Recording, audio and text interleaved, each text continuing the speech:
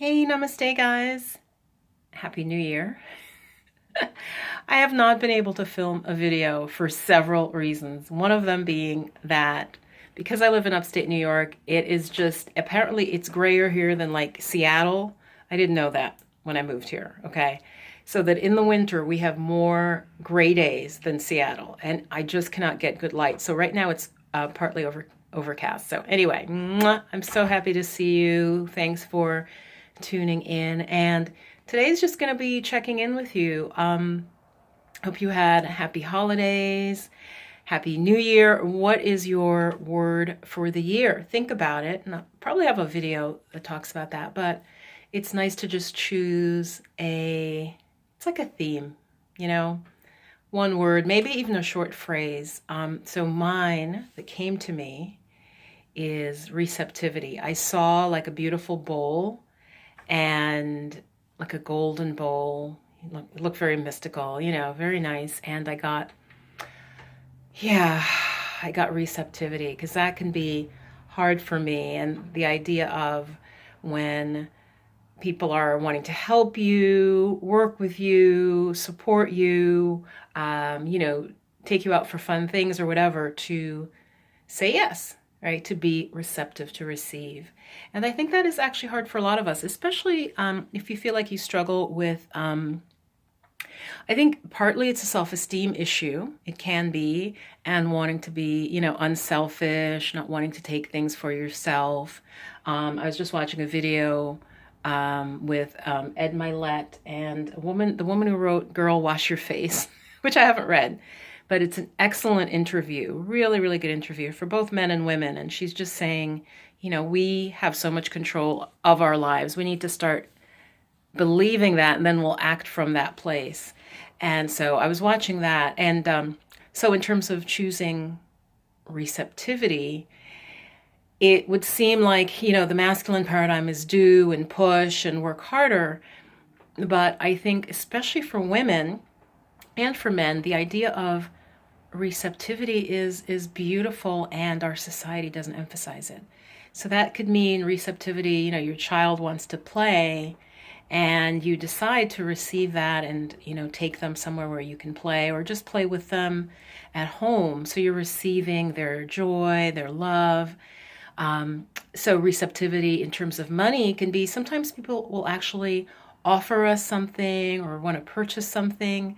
I've noticed that with some folks, like they may make it hard for you to buy something from them. You guys, I was once in this store in New York City. It was the weirdest thing. It was a mother and a daughter. It was like this weird little resale shop. And the woman, and I don't know what it was. I don't know if it had to do with race. I don't know, or they were just nutty. She just tried to talk me out of this bag. Now, it wasn't like, is it a Birkin? It wasn't anything like that. But I think she did say, oh, it's expensive or it's very rare. And she kept going on and on and on about this bag, but she wouldn't let me look at it. And I'm like, okay, but can I see it? Because I need to see the condition of the bag, because it was a vintage bag. And I left and I thought, I could have bought that bag, but she made it so difficult. And you could tell something was off with them. So I'm just saying, for all of us, not that extreme, but we can be, to allow ourselves to receive. Sometimes we're very close to what we want, and we almost are like scared to take it, like to accept it. So it's acceptance, receptivity. I'm using it the same way. Accept as in to take in, to receive. Not just like accept, like, oh, I'm just going to accept that. That's not what I mean. So receptivity, openness, you're giving out and you're taking in, as Spirit wants to support you. And then I had this other great quote from Ed Milet, not someone I usually watch, but he said, successful people, they repurpose the messes of their lives in ways that other people don't. Successful people repurpose the messes of their lives in ways that other people don't. And I was like, that is so true, because, and this is part of the interview that I'll link to below, a lot of times successful people have been through a lot, and the woman he's interviewing made the point, excuse me, she made the point that either you go down the path of kind of repeating the trauma yourself, or you decide I'm not a victim, right? So I just think that's wonderful and so true. So the messes of our lives, excuse me, how can we use that as like the fertilizer for our lives? So the sun's come out. I'm so happy. And I will also be doing a January reading, and it'll still be in January. It'll be a little bit late, but I'm gonna put out something about the energies of January. So much love. Look for any links below, and Happy New Year, Happy 2019. And share with me, what is your word or your theme for the year? Namaste. Mwah. Stay blessed. Bye-bye.